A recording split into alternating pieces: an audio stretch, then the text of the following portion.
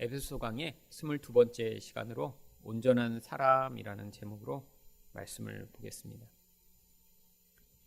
이 에베소서 4장은 일관되게 성도의 하나됨에 대해서 이야기를 하고 있습니다. 오늘 본문 바로 앞에 있는 12절에서는 그 하나됨을 어떻게 이루어갈 수 있는지를 이렇게 이야기를 합니다. 이는 성도를 온전하게 하여 봉사의 일을 하게 하며 그리스도의 몸을 세우려 하십니다.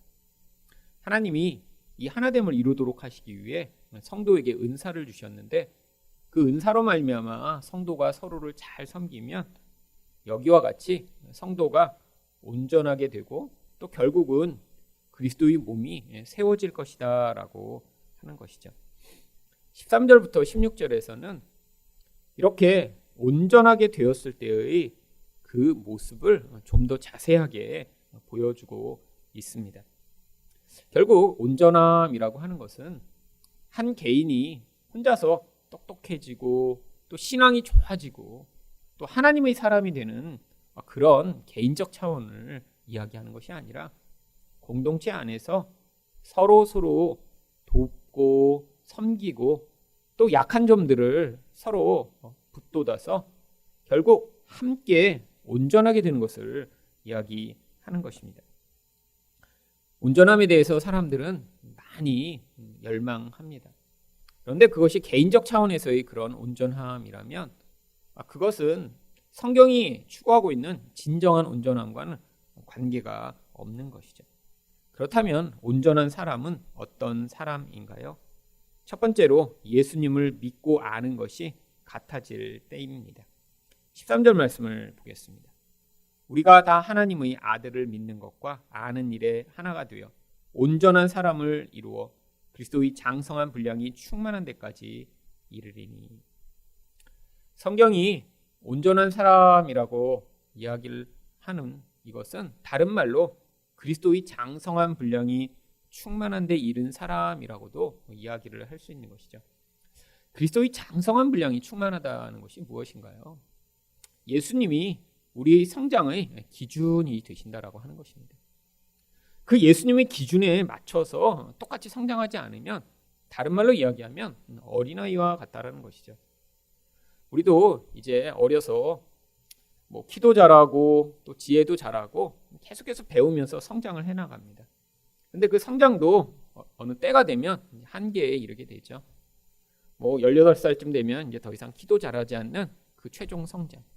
또 지식도 언제까지 지식을 습득하게 되면 더 이상 이제 지식 습득은 불가능하고 자꾸 잊어버리게 되는 어떤 최종 성장의 단계가 있죠.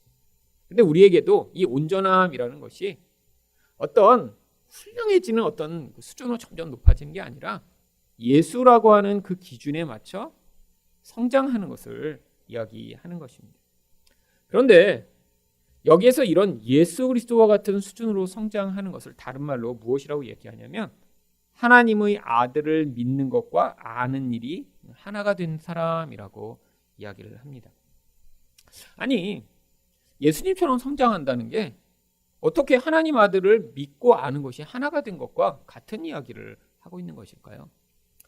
우리는 예수님처럼 된다고 하면 뭔가 예수님처럼 아주 탁월한 영성을 가지고 또 예수님처럼 아주 깊은 어떤 그런 기도에 들어가시고 또 예수님처럼 하나님을 아주 많이 알고 또 사람들에게도 예수님처럼 어떤 탁월한 능력을 발휘해야 예수님과 같다라고 생각을 하는데 성경은 그런 이야기는 싹 빼놓고 예수님을 아는 것과 믿는 게 똑같아지면 그게 예수님의 온전한 분량에 이른 것이고 우리 또한 거기가 성장의 끝이라고 이야기를 하는 것이죠. 도대체 예수님을 믿는 것과 아는 것은 무엇을 이야기하는 것일까요? 여러분, 믿음이라고 하는 것은 하나님이 우리에게 성령으로 부어 넣어주시는 것입니다. 보이지 않는 세계를 우리가 받아들이는 거예요. 결국 우리가 믿음을 가졌다라고 하더라도 그것은 우리가 경험하거나 혹은 우리가 배워서 믿음을 갖게 되는 것이 아닙니다. 어떤 사람이 믿음을 가지게 된 것은 결국 성령의 역사예요. 나는 본 적도 없습니다. 보이지 않는 세계를 받아들이는 게 믿음이니까요. 그걸 우리는 경험할 수도 없죠. 근데 언젠가 보니까 저희가 예수님을 알아요. 또 예수님을 믿습니다. 게다가 하나님이 계시고 하나님이 온 세상을 창조하시고 세상을 이끌어 가신다는 걸 우리가 믿게 됐어요. 근데 이제 여기가 문제의 시작입니다. 우리는 영적으로 이렇게 보이지 않는 세계와 그 영향력을 이제 믿게 된 순간이 자신이 그 믿음의 수준에서 이제 살아갈 수 있다라고 착각을 하죠. 그런데 그것은 우리가 만들어낸 어떤 결과가 아니라 하나님이 우리 마음 가운데 영적으로 그 세계를 받아들일 수 있도록 역사하신 결과입니다. 이제부터 어떤 과정이 남아있냐면 바로 하나님이 우리 안에서 만들어내신 그 믿음의 수준이 내 삶에서 경험되며 이제 예수 그리스도의 관계를 통해 그것이 내가 마치 가장 가까운 사람과 관계를 맺어 그 사람의 특성을 다 이해하듯 우리 안에 살아있는 그런 알므로 자리해야 하는 것입니다. 이 알미라고 하는 것은 단순히 어떤 지식을 아는 것이 아닙니다. 영적인 세계를 우리는 어떻게 알 수 있나요? 영적인 세계를 바로 성령을 통해 말씀을 통해 우리가 이 세상에서 경험해 나가는 것이죠. 여러분, 하나님이 온 세상을 창조하셨다는 것을 교회 다니는 사람들은 다 믿음으로 믿습니다. 근데 그게 알의 수준이 된다라고 하면 어떻게 변하는 것이죠? 우리 삶에서 그 하나님의 창조의 능력을 경험하는 것입니다. 하나님이 정말로 온 세상을 만드셨구나. 하나님이 이런 작은 것부터 큰 것까지 다 만드실 수 있고 또 그것들을 다스리시고 통치하시는 능력을 가지신 창조주시구나라는 사실을 우리 삶에서 경험하게 될 때 우리 삶과 모든 것에 대한 태도가 달라지게 되었습니다. 머리로만 믿음이란 요소로만 가지고 있으면 실제로 나의 삶에서 벌어지는 모든 일에 대해서는 머리로는 알죠. 우리 하나님이 통치자셔. 하지만 실제의 삶에서는 그것이 나의 삶에서 영적으로 내가 하나님과의 관계를 통해 얻어낸 결과가 아니기 때문에 실제 삶에서는 내가 생활할 때는 마치 돈이 세상의 통치자이며 권력자가 세상의 통치자이며 병이 심지어는 세상의 통치자라고 생각하는 사람도 있죠. 이게 바로 믿음과 알미 차이가 나는 것입니다. 결국 우리가 말씀으로 무엇을 배워요. 하지만 그것을 우리가 믿는다고 해서 그게 우리의 수준이 아니라는 것입니다. 우리 삶에서 성령이 역사하시고 그 말씀을 계속해서 경험케 하시는 놀라운 하나님의 경험을 통해 그 과정을 통해 우리가 이 암과 믿음의 과정이 같이 병행되어 나가는 것이죠. 여러분, 하나님이 그래서 우리 삶 가운데 계속해서 개입해 오십니다. 많은 사람들은 하나님이 우리에게 이렇게 성경을 주시고 나서 이렇게 하나님이 우리를 방치하셔서 그냥 우리가 성경 공부를 열심히 하다 보면 성장해 나갈 거라고 생각하는 사람이 있어요. 근데 그렇지 않습니다. 또 어떤 사람들은 자기 삶에서 좋은 일이 있을 때만 하나님이 개입해 오신다라고 생각을 하죠. 그것도 아니라는 거예요. 왜요? 우리가 말씀을 믿음으로 받아들이는 그 수준만큼 하나님이 우리 삶에서 우리 모든 좋은 경험, 나쁜 경험, 우리 삶에 벌어지는 모든 과정을 통해 지금 무엇인가를 가르치고 계신 것입니다. 그런데 어떤 사람이 있죠? 하나님이 우리 인생 가운데 이렇게 개입해 오시는데도 그것들을 깨닫지 못하는 사람이 많이 있습니다. 어떤 사람은 고난을 계속 당하면서도 그 고난의 이유가 진짜 하나님이 우리에게 머리로 가르치시는 수준이 아니라 내 삶으로 나는 이런 사람입니다라고 고백하도록 이끌어 가시는 과정인데 그것들을 부인하고 전혀 깨닫지 못하는 사람이 있어요. 가장 대표적인 게 바로 우리가 죄인이라고 하는 진리입니다. 여러분, 교회 다니는데 자기가 죄인이라고 고백하고 그것들을 알지 못하는 사람은 없습니다. 다 자기 죄인이라고 머리로는 알고 있죠. 그런데 여러분, 교회 가운데 모든 문제가 어디서 시작된 줄 아세요? 자기가 죄인이 아니라고 하는 데서 모든 문제가 시작됩니다. 여러분, 자기가 죄인이라는 그 절대절명의 죄를 인식하고 그 힘이 얼마나 강력한가를 아는 자는 반드시 그 죄에서 구원할 예수 그리스도를 믿을 수밖에 없습니다. 그런데 우리는 머리로만, 물론 믿음으로 받아들인 거죠. 믿음이 없는 사람은 자기가 죄인이라고 아예 생각하지도 않습니다.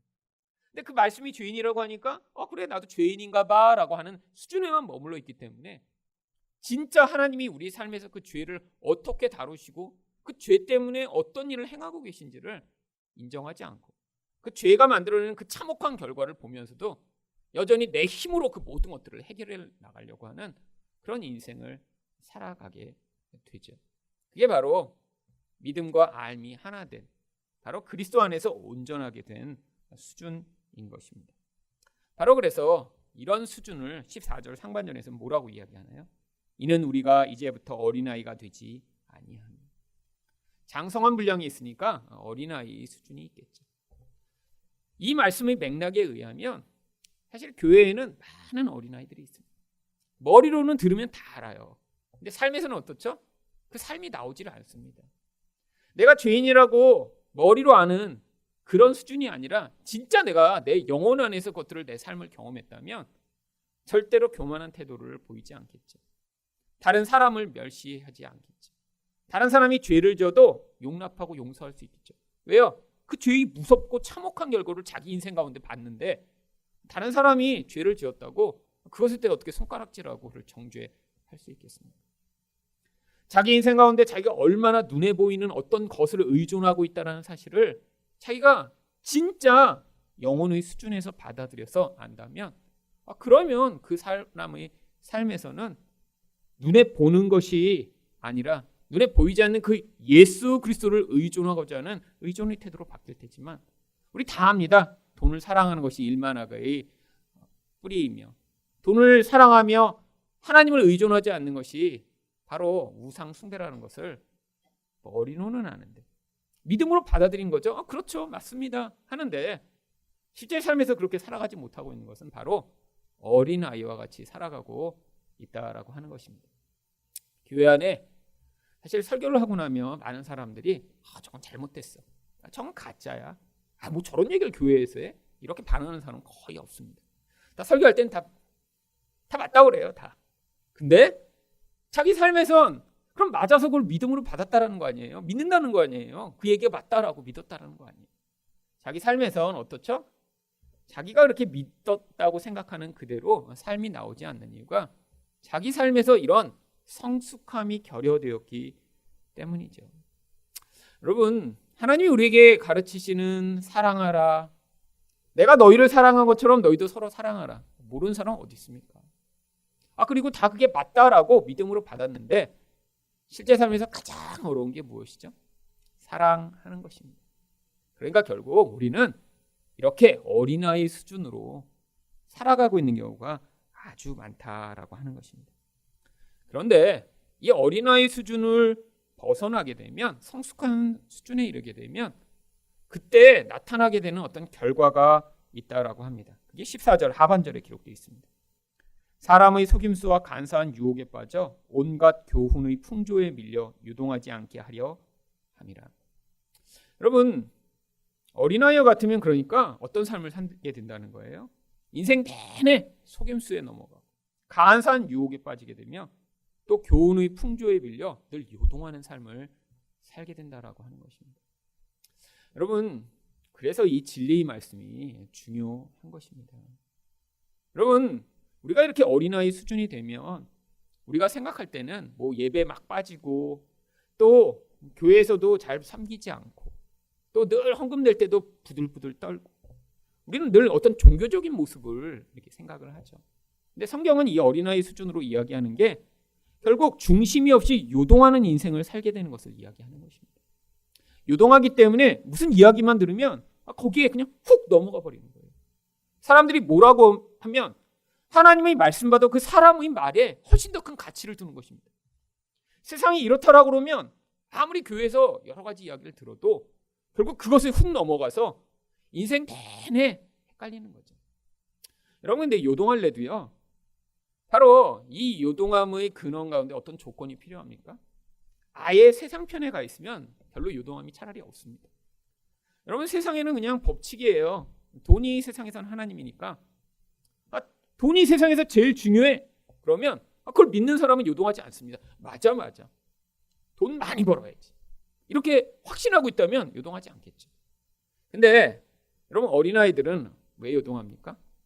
교회에서 우리가 들었어요. 여러 가지 이야기를. 그래서 그 들은 거를 내가 알고 있고 또 여러 번 반복해서 들으니까 잘 알고 있다고 생각합니다. 교회 오래 다녔으니까요. 또 그런 사람들일수록 아주 잘 알고 있다고 생각해요. 근데 문제가 언제 나타나죠? 금방 남의 이야기를 들을 때마다 나의 결정이 달라지고 태도가 달라지며 결국은 내가 들은 것과 다른 데서 들은 다른 이야기 사이에 계속 요동하는 것입니다.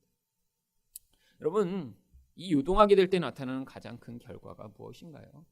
이 공동체적 관점에서 오늘 본문은 이해해야죠. 여러분, 요동하면요, 다른 사람에게 진정한 영적 유익을 끼칠 수 없습니다. 여러분, 사람에 대해서도 그렇죠. 내가 요동하지 않아야 누군가 요동하는 사람을 붙들어 줄 수 있을 거 아니에요. 여러분, 이야기를 나누다가 너무 미래가 두렵고 걱정된다고. 그러면 사실 나도 똑같이 걱정되고 두려워. 이런 거 누구를 어떻게 도와줄 수 있겠어요? 누군가 난 병 걸릴 것 같아 너무 무서워요. 그러면 맞아, 요새는 암이 이렇게 많이 걸린대. 암 아니면 치매도 다 죽을 거야 우리는. 이래갖고 누구를 어떻게 도와줄 수 있겠어요? 여러분, 이렇게 요동하는 사람한테 진짜 예수 그리스도 안에서 우리 미래가 안전하다라는 것을 믿는 사람은 어떻게 반응해야 될까요? 우리 육신이 연약해지고 무너질지라도 하늘나라의 하나님께서 손으로 짓지 아니한 그런 아름다운 장막을 우리를 위해 예배해 놓으셨고, 바로 우리는 그 나라를 향해 지금 매일매일 걸어가고 있는 거야 라고 이야기를 할 때 바로 그 요동하는 사람을 붙들어 줄 수 있겠죠. 여러분, 또 요동한다는 건 우리 안에 평화를 뺏어가는 것입니다. 여러분, 두려움에 사로잡힌 인생들을 만나보셨죠? 미래가 두렵고 망할까 봐 두렵고 실패할까 봐 두렵고 사람들이 나의 약점을 찾아내 나를 공격할까 봐 두렵고, 여러분, 사람들은 다 두려움 가운데 쌓여 있습니다. 그 두려움을 벗어나고자 몸부림치죠. 그래서 불안한 거예요. 걱정되는 거죠. 그런데 우리 안에 이 견고함이 있을 때 어떠한 상황 가운데도 우리는 안전하며 하나님이 주시는 그 평화가 무엇인가를 우리 인생 가운데 경험할 수 있는 것입니다. 두 번째로, 온전한 사람은 어떤 사람인가요? 사랑 안에서 참된 것을 말하는 사람입니다. 15절 말씀입니다. 오직 사랑 안에서 참된 것을 하여 범사에 그에게까지 자랄지라. 그는 머리니 곧 그리스도라. 한글 성경에는 오직 사랑 안에서 참된 것을 하여라고 되어 있는데 원래 헬라어 단어는 알레세우라고 하는 단어를 사용하고 있습니다. 이 알레세우라는 건 알레세이아가 진리라는 뜻이거든요. 그래서 진리를 말하다라고 하는 이런 뜻을 가지고 있습니다. 번역을 하면서 왜 하여라고 번역을 했는지 참 이해가 안 되는 구절이에요. 그냥 말하다라고 쓰면 되는데 영어로도 그냥 speaking the truth라고 번역하고 있거든요. 진리 안에서 사랑을 말할 때 범사에 그게까지 자랄 수 있게. 아니, 진리를 말하는 것과 또 그리스도 안에서 자라가는 게 도대체 무슨 관계가 있는 것인가요? 여러분, 이 말이라고 하는 요소는 단순히 말을 하는 것이 아닙니다. 말을 통해 그 사람의 본질과 그 사람의 내면이 드러나게 되는 것이죠. 그래서 야고보서 3장 2절이 무엇이라고 이야기를 하나요? 우리가 다 실수가 많으니 만일 말에 실수가 없는 자라면 곧 온전한 사람이라. 능히 온 몸도 굴레 씌우리라. 무슨 말이죠? 우리는 말로 내가 하지 말았어야 될 말을 하고 후회를 합니다. 통제를 못할 때가 많아요. 꼭 해야 될 말만 한다면 얼마나 좋을까요? 근데 여기 나와 있는 사랑 안에서 참된 것을 말한다라는 것은요, 우리 안에 그 사람의 본질을 채우고 있는 것이 사랑이어서 그 사랑으로 어떤 사람을 향해서 끊임없이 진리를 이야기해 주는 것을 이야기하는 거죠. 우리는 뭘 하고 싶나요? 하나님의 말씀의 진리 대신에 지적하는 말, 비난하는 말, 상대를 돕는다고 하면서 상대를 까는 말, 낮추는 말 하고 싶어 하는 게 우리입니다. 그게 인간이에요, 인간. 근데 왜 그런 본질이 나오죠? 여러분, 남을 깔아뭉개면 내가 높아진다고 생각하니까요. 너 못하지? 난 잘해. 넌 그거 없지? 난 있어. 넌 못생겼지? 난 이뻐. 여러분, 이런 인간의 무서운 본질이 어디에 많이 드러나나요? 특히 익명성을 가지게 되면 정말 무섭게 표출됩니다. 남이 조금만 어떤 일이 있어도 막 가서 인터넷에 댓글 다고 악플 다는 사람들. 왜요? 어떤 사람이 잘 되는 거 못 보는 거예요. 그게 어떤 본질이죠? 죄성의 본질입니다. 하나님처럼 되고 싶으니까요. 내가 하나님처럼 정말 될 수 없을 사람들이 대부분 어떻게 해요? 다른 사람을 깎아내리고 무너뜨려서 비난해서 약점을 들추어내서 나는 걔보다 나은 존재라고 여기고 싶은 그 본질이 우리 영혼 안에서부터 말을 통해 튀어나오는 거예요.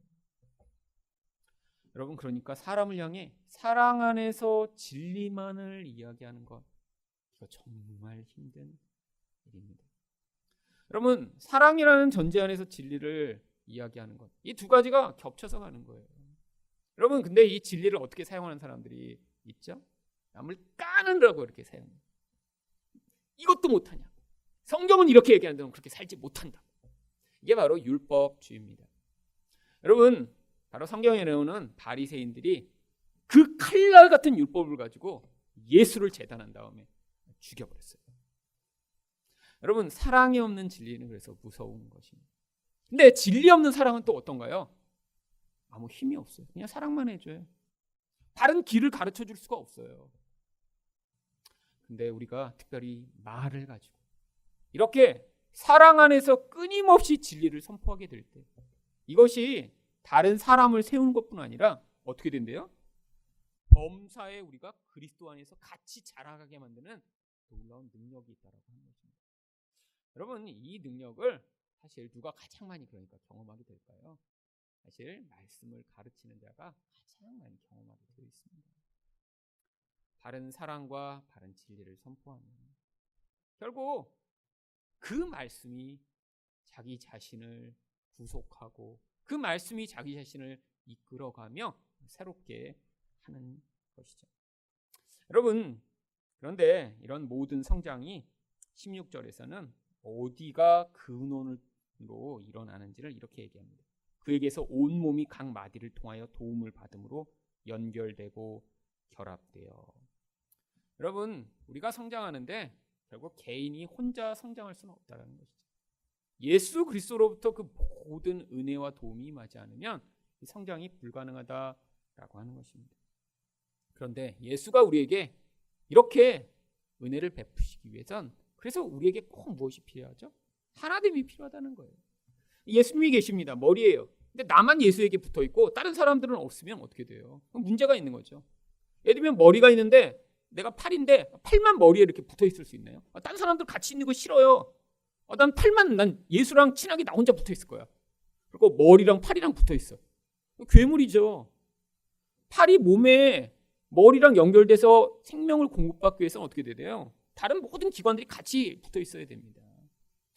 그래서 16절 중반절에 이렇게 나오는 것이에요. 각 지체의 분량대로 역사하여 그 몸을 자라게 합니다. 각자 자기 역할대로 그리스도 안에 있는 생명이 잘 흘러가게 될 때 그 안에서 성장이 있다라고 하는 것입니다. 여러분, 그러니까 사탄이 개개인도 또 교회도 깨트리고자 가장 많이 사용하는 일이 뭘까요? 분열케 하는 것입니다. 하나됨을 자꾸 깨트리는 거예요. 그래야 예수 그리스도부터 생명이 흘러가지 못하니까요. 또 사탄이 또 가장 많이 공격하는 게 뭘까요? 바른 진리가 흘러가지 못하도록 하는 것입니다. 여러분, 결국 이 하나됨이 깨진다면 개개인의 성장도 성장할 수 없고요, 교회도 성장할 수 없게 되니까요. 여러분, 그래서 교회에서 그렇게 다툼이 많은 것입니다. 끊임없이 누가 잘했냐 잘못했냐, 끊임없이 이게 옳다 저게 옳다, 끊임없이 작은 것을 가지고 그것은 잘못되었다. 여러분, 그래서 교회 안에 제일 힘든 것이 바로 이 사랑으로 연합되는 것입니다. 그래서 16절 마지막 부분을 보면 사랑 안에서 스스로 세우는다. 온전한 사랑만 우리가 가지고 있습니다. 그러면 어떻게 돼요? 그 사랑으로 생명이 흘러가 자연스럽게 치유가 일어나고 성장이 일어나고 은혜가 나타나게 되겠죠. 하지만 이 모든 것들을 방해하는 사탄의 그런 유혹과 시험이 큰 교회일수록 결국 이렇게 사랑으로 연합된 게 아니라 다 갈갈이 찢어져서 누구 파 다 갈라져 있고, 그래서 결국 서로가 영향을 받고 성장하지 못하도록 만드니까 어떤 한 개인만 성장하지 못하는 것에 끝나지 않고 교회 전체적으로 그 부정적인 영향력으로 어린아이와 같은 수준으로 머물러 있는 경우가 아주 많이 있습니다. 여러분, 이 교회의 하나됨은 그래서 이렇게 중요한 것입니다. 우리 개인의 성장을 위해서도 중요하지만 결국 교회가 이렇게 하나 될 때 그 안에서 우리는 충만한 생명으로 어떤 한 사람도 제외됨이 없이 모두가 함께 그리스도 안에서 성장하여 장성한 자들이 모여 그 놀라운 생명을 함께 누리는 성숙한 수준의 은혜를 누릴 수 있을 것입니다.